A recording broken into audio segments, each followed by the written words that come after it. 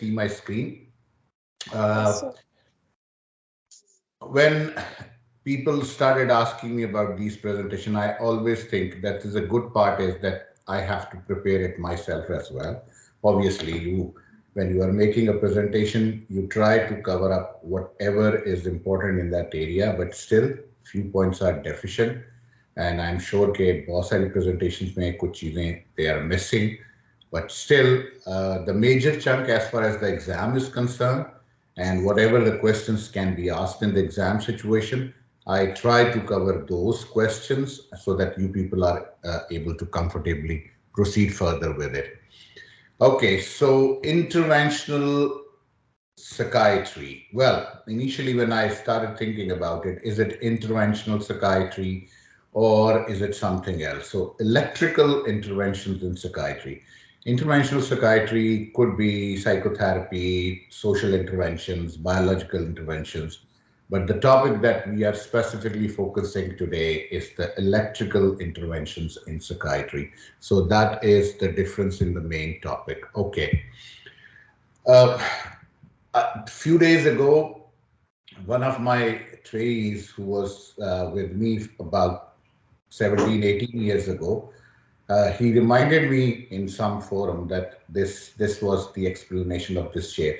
So एक उस्ताद मोमिन का बहुत खूबसूरत शेर है और इसके बारे में शेर के बारे में मिर्जा ओके भाई पूछ रहा था आपको ओके सो मिर्जा गालिब ने कहा था इस शेर के बारे में कि मेरे से मेरा पूरा दीवान ले लें और मुझे ये शेर दे दें. So that is the intensity of emotional expression in a very simplified way that Mirza Ghalib said to Momin that give me this verse and you can take the whole of my diwan about it. So Yusufi साहब हमारे बहुत मशहूर again अदीब और गुजरे और बहुत लोग उनको पढ़ते भी हैं, सुनते भी हैं. बहुत सारी चीज़ें उनके साथ एसोसिएट कर दी गई हैं जो शायद उन्होंने नहीं भी कही. कोई भी मजाक की बात हो तो यूसुफी साहब के साथ एसोसिएट कर दी जाती है. But long time back about 20-25 years ago मैं यूसुफी साहब के को कहीं सुन रहा था तो उनसे किसी ने सवाल पूछा कि उर्दू अदब में महबूब हमेशा मुज़क्कर क्यों होता है. मेरा महबूब आया, मेरा महबूब चला गया, बहारों फूल बरसाओ, मेरा महबूब आया है. So why Mehboob is always मुज़क्कर?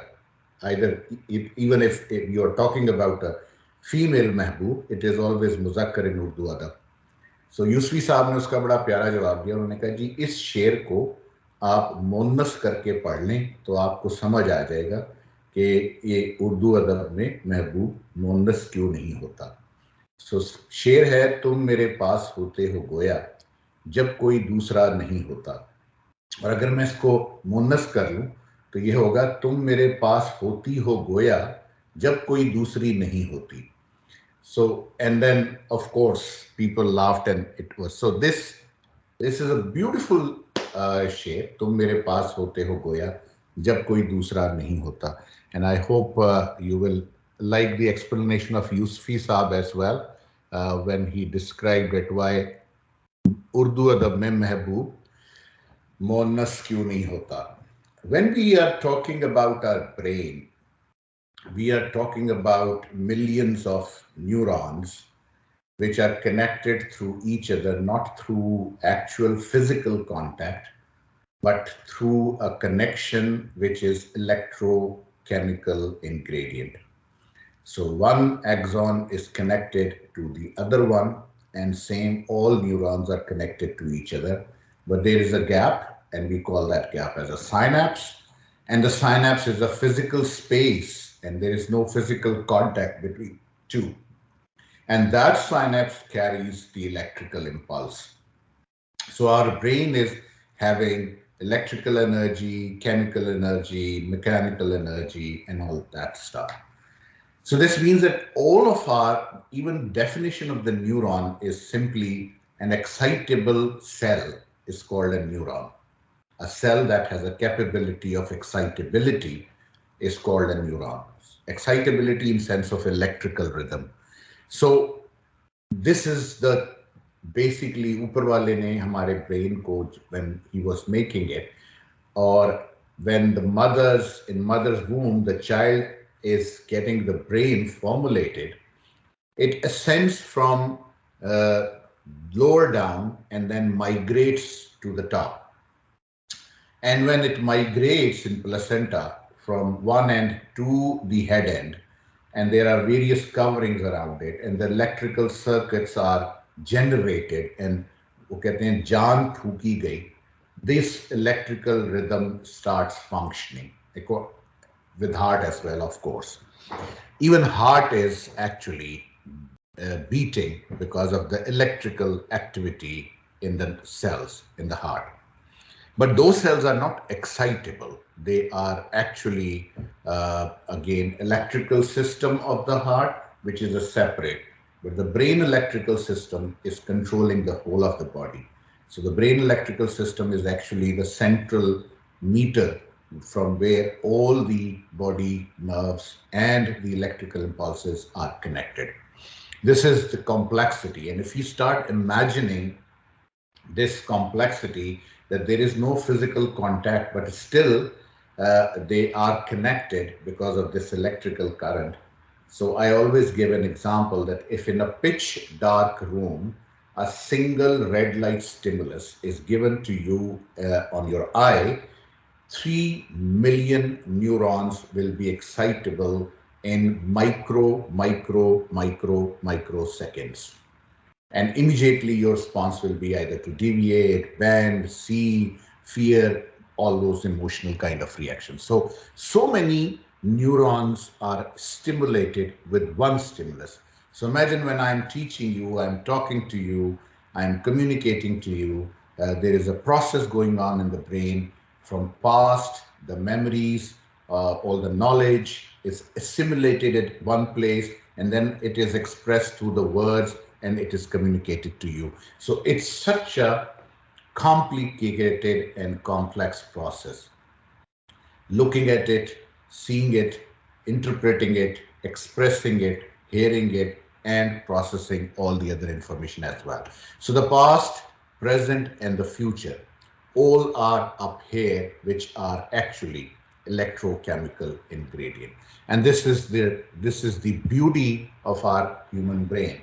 And we have again axons, synapse, soma, dendrites, myelin sheath. So I don't have to go back to the same things again. And you might have again, definitely you know this as well, that a membrane is stimulated. There is a depolarization phenomena and there is a repolarization phenomena. And depolarization occurs above plus 30 millivolts, and then repolarization takes place and hyperpolarization at minus 70, which is a resting membrane potential. So minus 70 से वो plus 30 पे जाता है, and then it is stimulated and then it comes down and little bit down then normal and becomes normal. Now just imagine, I'm trying to ask you to imagine just imagine this single light stimulus, 3 million neurons activated with this action potential from minus 70 to plus 30, and the action potential is then coming back to hyperpolarization phase and normal. And microseconds, millions, and in microseconds, all at the peak level, in microseconds, all at hyperpolarization phase and normalization. So this is the fastest computer on earth, which has energy and power and again electrical rhythm, which is immensely complicated. And still we are trying to understand the things around there.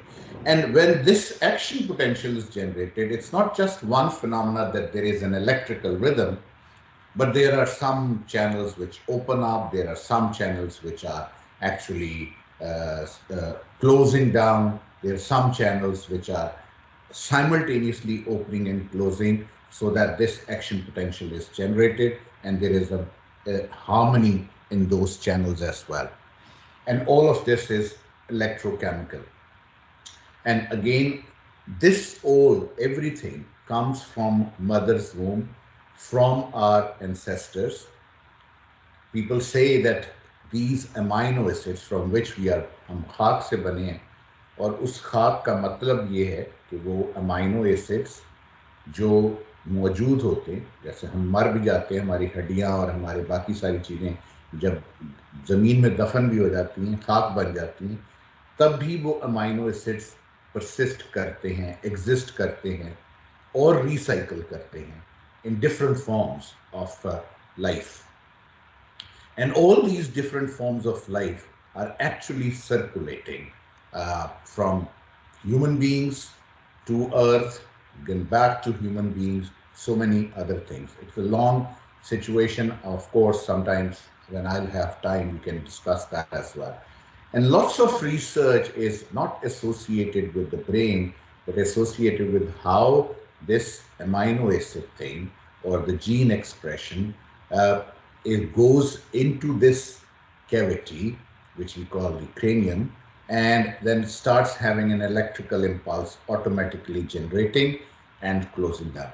Even you might have known that some of the drugs, they take weeks to have their effect.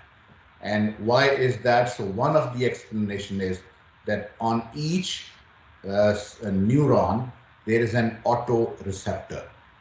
And the autoreceptor keeps on clicking till the time the drug is able to stop that click, and then the drug reaches actual cell or wherever it has to have an effect, and then starts having an effect. And this shutting down of the autoreceptors could take weeks. So this is one of the explanation why the SSRIs or antipsychotic medications takes too much time to have an effect. I hope you are people with me. So whole of this phenomena, the action potential, the depolarization, the calcium channels, the neurotransmitter system, the opening and closing down of the channels, the action potential generation, and then neurotransmitters inactivation, and then synaptic transmission, post-synaptic transmission, pre-synaptic transmission, such a complex situation. But you imagine that I'm talking and I'm speaking and this thing is happening. For one light stimulus is 3 million neurons. So many neurons are stimulated when I'm talking and doing the multitasking that there are billions in number. So, and I always give the example that if there is a one pin prick in your finger, you will keep on having the pain for days, at least 2 to 3 days, because the corpuscles here are damaged, the nerve fibers are damaged. Imagine if one of the channels in the neuron gets disturbed, what will happen? It will definitely create a havoc, and it will definitely give rise to multiple behavioral problems, psychological problems, physical problems. So all the psychiatric morbidity now, with the modification of the MRI and the gene expressions and genetic studies, are coming down to the fact that all of this is actually related to one thing. वो बातें खा गई मुझको जो बातें P गया था मैं. John Eliot का ये शेर है, and again it's a beautiful शेर with very deep meaning into it. वो बातें खा गई मुझको जो बातें पी गया था मैं. कभी इत्तेफाक हो तो सोचिएगा, and then we'll see. Multiple electrical interventions of the brain have been again there in practice for years and years. When it started off, initially there was a chemical which used to be given to a person, and it was inducing convulsions. And those convulsions, so that was back in 1920s, that chemical was used to actually induce convulsions, and convulsions were treating the psychiatric morbidity. So that was one way of start of the treatment in psychiatry. Afterwards, then insulin coma was introduced. So people were giving insulin, people were going into coma state. And when they were revived, of course, the electrical rhythm used to restart from jump, and lots of, again, psychiatric morbidity was treated through that. But of course, those treatments were having their disadvantages as well and complications as well, lots of side effects. So then they started using the ECT, the electroconvulsive therapy. Basic theme, the exact mechanism of action of ECT is still not as precisely known as it should be, because it's been used for now almost a century. Back in 1938, 37, probably the first ECT was given. And since then, to date, it's almost been 1995 years, and we are not able to understand the exact precise mechanism of action. But what it does is that it actually induces a seizure. It opens the potassium channels, it closes down the sodium channels, it revamps the electrical activity in generally most parts of the brain, and the depression and schizophrenia and catatonia are treated. Now, how each of the things are treated with ECT, we are still working on it. There are some theories and explanations, but not precise information is available. Then, of course, afterwards, the ECT, you all know how to give the ECT. That is a separate, again, discussion. But there is an electrical stimulus to the brain. Then there were other improvements, and one was called TMS, transcranial magnetic stimulation. How that works, of course, we will discuss about it. So basically, four things that are still practiced in psychiatry, even now. So these are the four more common things. There are other as well, but these are four more common ones. One is deep brain stimulation. Second is vagus nerve stimulation. Third is rhythmic transcranial magnetic stimulation, TMS or RTMS. And then transcranial direct current stimulation, TDCS. And there are two more, like ECT is one of them, and there are a few others as well. We'll talk about them. When you say deep brain stimulation, the target is midbrain, thalamus, pallidum, and striatum. Current is low frequency, high frequency, 1 to 20 volts, and it is an invasive procedure. So you actually take an electrode, you push the electrode into the brain by making a burr hole in the skull, pushing it deep into the midbrain, thalamus, and pallidum and striatum area, give a current of 1 to 20 volts, and then remove the. So it's an invasive procedure. It was initially launched to treat the intractable Parkinsonism symptoms, and that was the research initially given.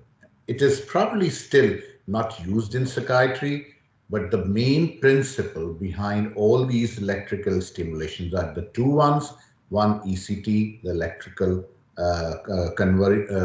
current passing through the brain, inducing a seizure. And second was this, the stimulation of a specific part of the brain. Vagus nerve stimulation, again, we don't do it again now, but the current is 30 hertz and it is moderately invasive. So you have to put a cable in the vagus nerve area to stimulate that.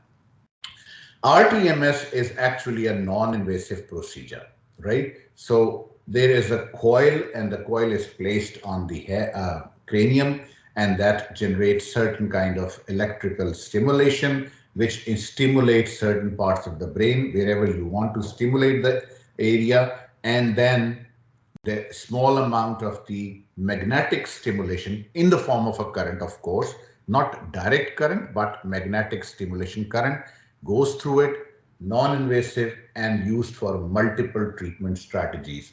Now they are using RTMS for cocaine abuse, substance abuse, OCD, schizophrenia, aggression, blah. Is limited, and there's still research going on. Although people working in this area, they feel that it's a very promising treatment. Initially, when the machine was made, it was very big machine with big coils which were placed around the cranium. Now the coils are very small. They can be placed on the two sides of the cranium, wherever, whatever area you want to stimulate, and then you start the machine and the current passes through it. Waves passes through it, which actually generates some kind of a electrical activity in the brain, and the patient starts feeling better. Transcranial direct current stimulation, left dorsolateral prefrontal cortex or posterior parietal cortex. 20-minute session, single or repeated, 1 to 2 milliampere intensity, and non-invasive as well. When we are giving the ECTs, there are various modes to induce a seizure. So there are bilateral electrode placement, which we usually do in normal clinical practice in our hospitals where we give ECT.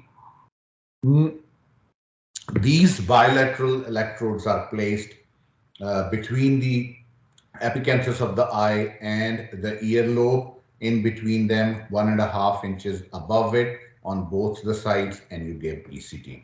The second one is unilateral placement of the electrodes, and the third one is bifrontal placement of the electrodes.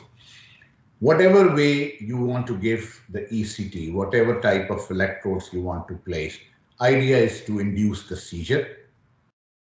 It has got nothing to do with the efficacy. So the efficacy in bilateral, frontal, bifrontal, and unilateral is the same. It's actually the benefit. So sometimes there are less side effects with unilateral. Sometimes there is no headache with unilateral. Sometimes there is no raised, again, complications with unilateral. So some people prefer unilateral, but there are definitely pros and cons associated with it. When we want to stimulate excuse me, sir. Sure. Sir, sorry to interrupt. Assalamu alaikum. Sir, there was this question which was frequently asked और उसपे सबको confusion थी, और वो ये था कि better कौन सा है. ये question MCQ आता है सर बार-बार. Bilateral या unilateral? So better से क्या मुराद है sir? It's a bad question, honestly speaking. Better दोनों ways में, therapeutically both are the same. Yes, side effects, long-term cognitive impairments, and possibility of having complications are relatively less in unilateral, because only one lobe of the brain is stimulated. But उसको आप बेहतर कह दें या same कह दें, generally speaking, most commonly methodology of giving ECT is actually bilateral, not unilateral. But people say that in unilateral, sometimes it's very difficult to place the electrodes and get the desired response. Some people like it. Now, this question, when you are in an exam situation, I will definitely go for the response like the unilateral is better than bilateral, because only one lobe of the brain will be affected, right? Agar MCQs किस्म का आ भी जाए, तो unilateral is better because half of the brain will be stimulated and the seizure will be induced. Therapeutically, it will be okay. Deep brain stimulation sends electrical impulse to interrupt faulty brain circuits thought to be causing various disorders. The leads are placed again inside the brain. Subthalamic nucleus, if the leads are placed at the subthalamic nucleus, then it is used to treat depression. Brodmann area 25 and other sites used to treat depression. The extension insulated wire implanted under the skin that connects to the power source. So the two electrodes are actually in a wire form inserted inside the brain, and then that is connected through a wire to a processor and a battery. This battery and the processor generates the current and give current to the brain. As I said, it is actually an invasive procedure. So in psychiatry, we don't practice it. We don't treat depression with DBS because, again, you have to place the electrodes inside the brain. But Non-invasive methodologies of deep brain stimulations are available now, which don't need you to insert the electrodes inside the brain. So now that machine is used. Idea is that in Parkinsonism, when the drug treatment fails, then this is one of the methodology to stimulate the brain, to stimulate the pallidum, to stimulate the striatum, and make sure whatever the rhythmic situation is there, it can be again corrected. It usually is not a very good way of treatment, but again, people who are expert in it, they say that it gives a very, very good results. Okay, this is a long one. We'll go for it later on. Neuromodulation clinics. Now, most of the places, even in Pakistan, I was looking at it, and there are people who have opened up the neuromodulation clinics, and they are giving deep brain stimulation for Parkinson's disease, intractable dystonia, treatment-resistant epilepsy, essential tremors, and OCD. Now, if you look at them, most of these indications are actually where pharmacological intervention fails. So if a person is having epileptic seizures, despite having 3 or 4 anticonvulsants, then of course this treatment is opted. Same goes for Parkinson's disease. If a person is receiving 2 or 3 anti-Parkinson drugs and he is still not able to function, get up, go to the washroom, then of course this treatment can be opted. It is just like in the past when you were thinking of doing lobotomy. But of course, there were more disastrous results for that. This is much more safer. And as I mentioned, now there are new machines where you don't have to put the electrode bar hole and put the electrodes inside the brain. So now there are machines which can give the deep brain stimulation from the surface as well, and that can help. So this is what actually the same. Now, this is the electrical formula. So I was not able to understand this. I tried to, but this is basically the theme that this much amount of the current is needed to correct this much amount of the electrical activity of the brain. And then this is the outcome. So I don't know much about it. Again, the same, some stat and conversion technologies, formulas related to it. So electrodes placement, how much electrical currents for how much duration, what it will do at what part of the brain, what will be the outcome. It's studied very rigorously, and then people who are trained in it, they know how to give it, how much to give it, and where to give it. Of course, this treatment is unfortunately should not be given with people who are experimenting. There are multiple groups across the globe, especially in North America and US, where people are expert. There are clinics related to it, and they treat it.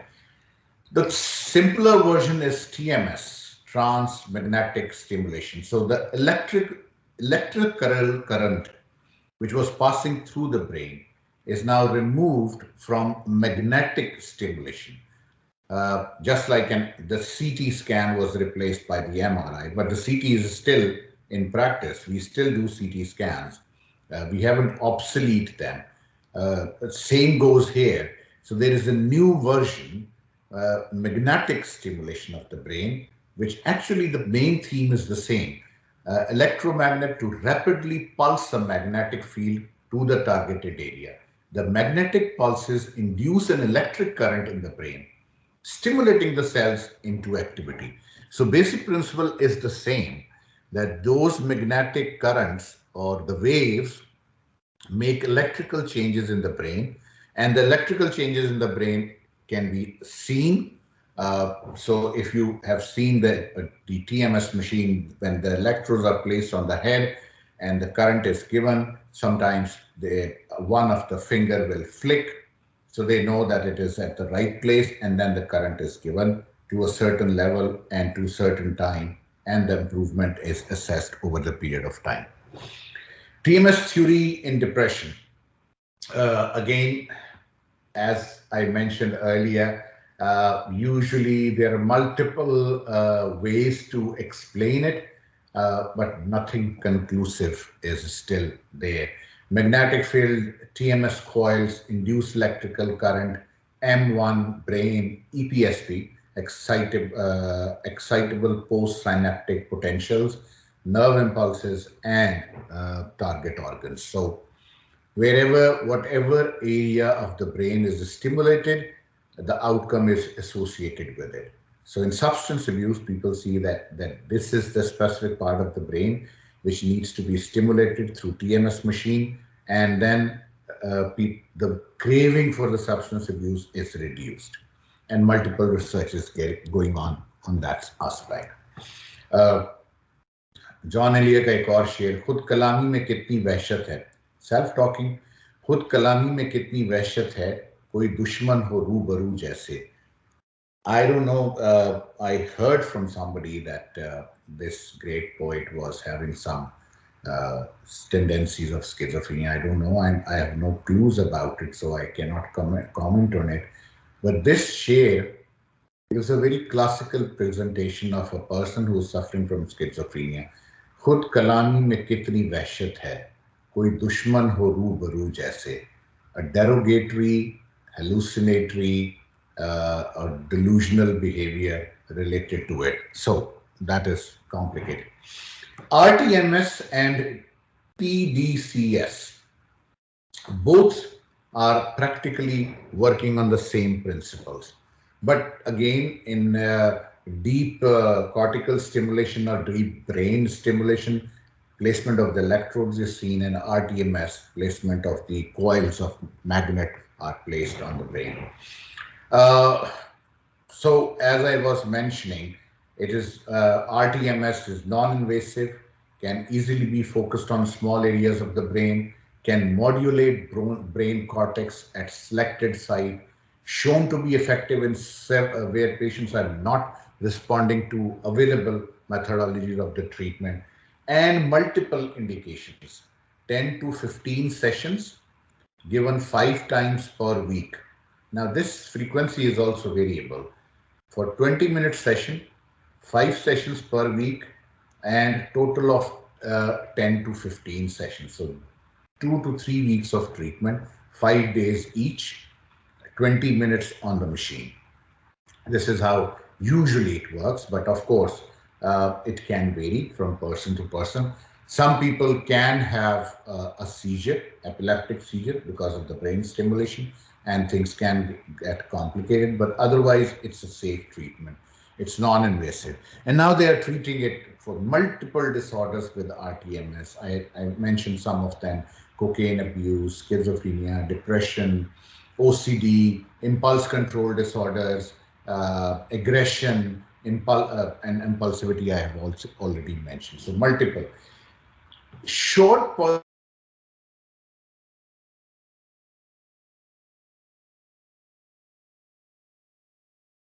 electrical charges causing neurons to become active, and limbic structures thought to control emotional and behavioral patterns. So we assume that this will cure those problems.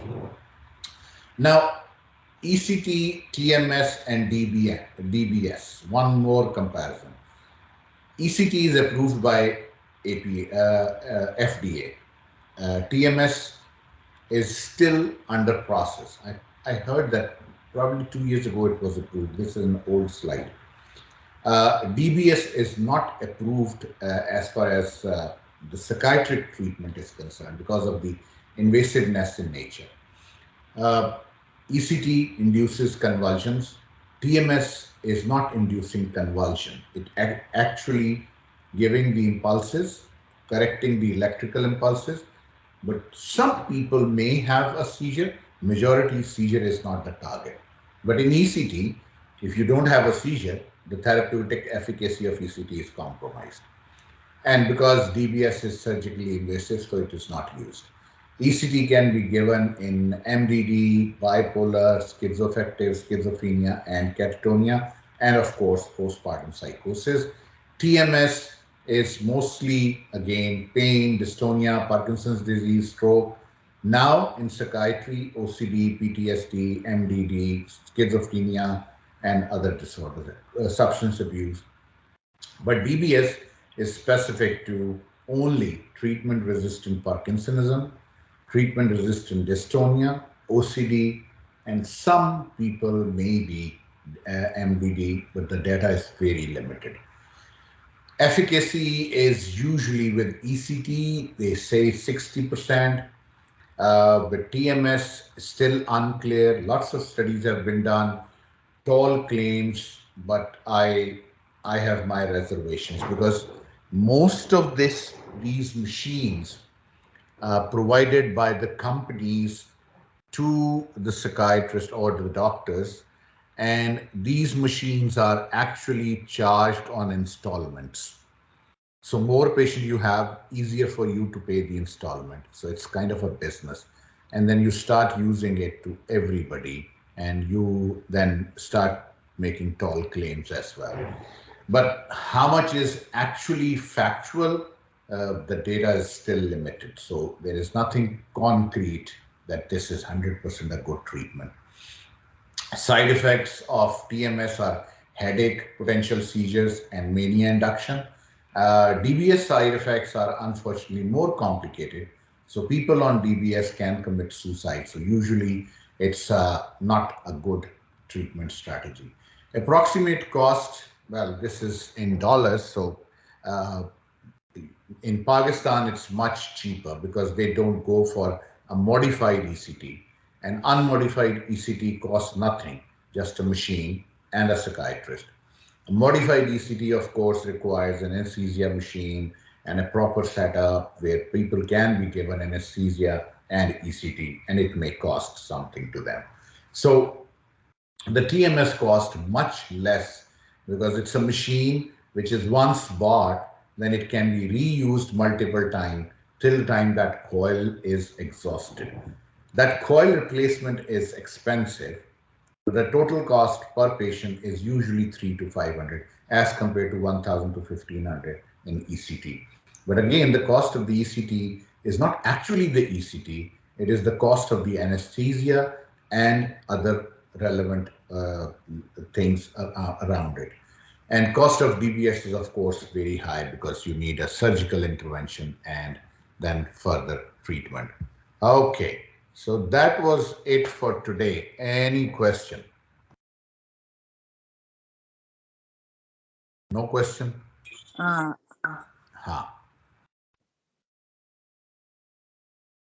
Sir practically speaking के RTMS जो patients के किए जाते हैं उसके clinical benefits देखे गए हैं आपने जो जितने भी पेशेंट्स को एडवाइस किया है क्योंकि ये काफी एक्सपेंसिव भी है मैंने तो पेशेंट्स पूछते हैं पर्सनल एक्सपीरियंस में मैंने किसी को रेफर नहीं किया टू बी वेरी ऑनेस्ट, लेकिन मेरे पास राइट कुछ सर पेशेंट्स आए जो आरटीएमएस ट्रीटमेंट लेकर आए मुख्तलिफ जगहों से. ऑब्वियसली मेरे पास जो पेशेंट आया आरटीएमएस लेकर आया तो वो ठीक नहीं हुआ तो मेरे पास पहुंचा. सो इसलिए वो भी एक बायस होगा. सो मैं उस पर ओपिनियन नहीं दे सकता. But personally right speaking, sir it's nothing which is said that it's a miraculous treatment and it can cure everything. But yes, if I'll be having a patient who is having resistant schizophrenia, not responding to even clozapine and combination of the treatments, I would definitely like to treat. Okay, why not? Try this. If nothing seems to be working. I haven't seen anybody significantly improving with it in my clinical experience, but of course, right people sir who are working on it, they have very big faith on it. So यहाँ पे भी right एक group है psychiatrist का जो RTMS और DBS पे काम करता है और वो तो इतने बड़े बड़े क्लेम्स करते हैं कि जी बस पेशेंट आएगा और उसको ट्रीटमेंट देंगे और वो ठीक हो जाएगा. So I don't know I am still yet to see those results, miraculous results in my living patients. If I'll get one, I will definitely let you know.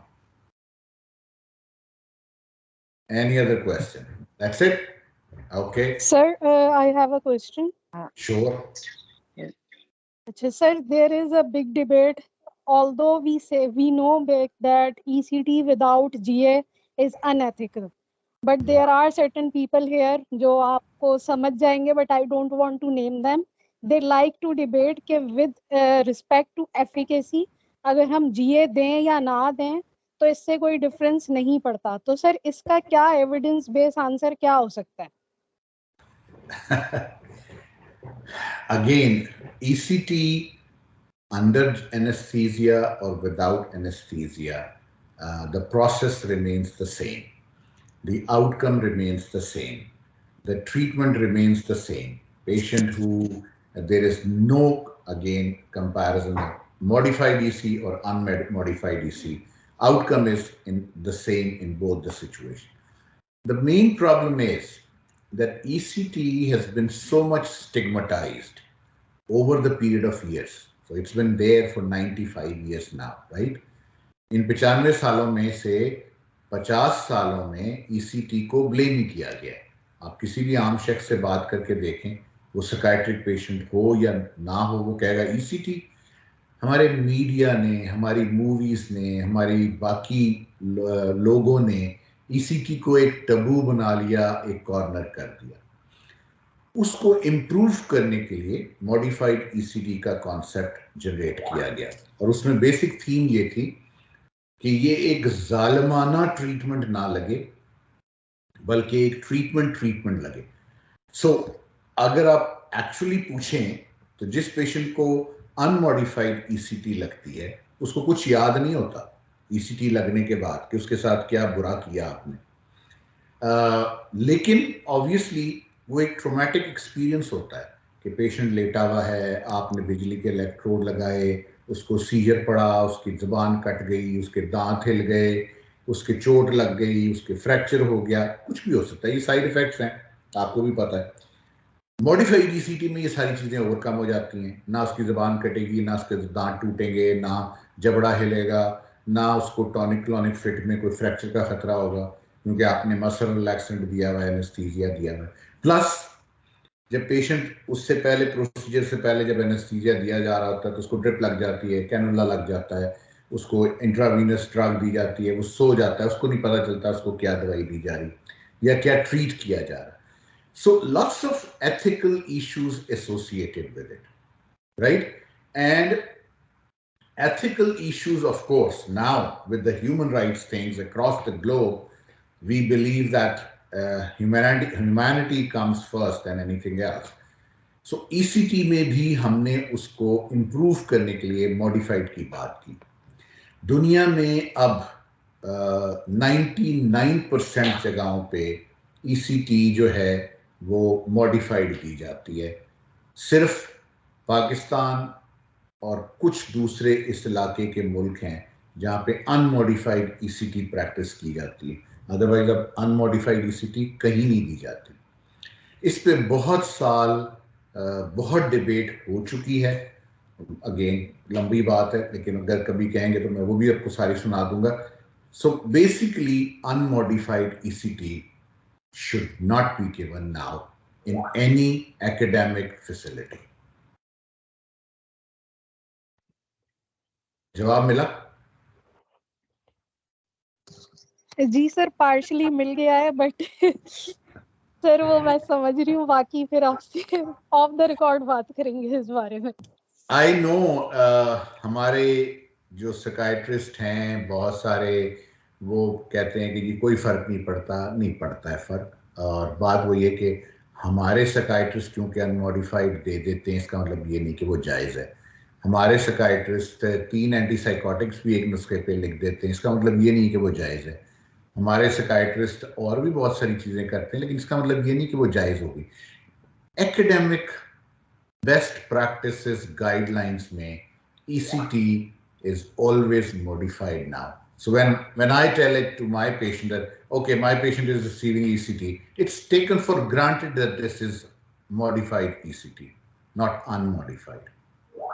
Right? इस पे कोई डिबेट है ही नहीं. अगर कोई डिबेट होती तो मैं ज़रूर आप लोगों के साथ डिस्कस कर लेता, लेकिन एकेडमिकली, एथिकली, मॉरली इस पे बहस 30 साल होती रही और अब ये कंक्लूजन है कि ईसीटी अंडरस्टैंडेबली मॉडिफाइड होगी, अनमॉडिफाइड नहीं दी जाएगी, right? Okay, I hope again, I know that people won't agree with some of the things, but this is what I'm telling you with the absolute conviction that this is how it is. So we cannot. Manur, do you want to ask any question? No, sir. Okay. अभी कोई TBS, question नहीं। TMS, RTMS, एक और बीच में किसी ने पूछा transcranial pulse stimulation, TPS। Again इसमें जो बेसिक थीम है वो RTMS, repeated transcranial magnetic stimulation, और TMS, इन दोनों में मशीनों का थोड़ा सा फर्क है। एक पुराना मॉडल है करोला का और एक नया मॉडल है करोला का। सो जो पुराना मॉडल था उसमें TMS बोलते थे, उसमें जो इम्पल्सेस निकलती थी उनकी फ्रीक्वेंसी वेरी थी। अब जो मॉडल आया उसमें मजीद उन्होंने इन्हांस कर दिए वो मशीन में, सो वो ये इम्पल्सेस में देती है एनर्जी रादर देन एक दफ़ा में जाती है। सो इन दोनों में फ़र्क खास नहीं है, बेसिक मैकेनिज्म सेम है, मशीन का डिफरेंस है। एक रेगुलर स्टिमुलेशन दे रही है ब्रेन को, एक पल्स में दे रही है इंटरमिटेंटली। सो अब जो अच्छी मशीनें हैं वो इम्पल्सिव पल्सेस में स्टिमुलेशन देती हैं ब्रेन को, that is the only difference, right? Okay, thank you very much. I don't know whether it was good for you or not, but this is how the electrical interventions of the brain. And next time, maybe in Pakistan, we'll sit together, have dinner together, and then talk about psychopathology. And if So when are you coming? Well, जब तुम ticket दिला दोगी। बस ज्यादा महंगा नहीं है, सस्ता सा टिकट है, एक टिकट दिला दो मैं आ जाता हूँ। क्यों बेनजीर? जी सर, ठीक है। आप आने वाले बने सर?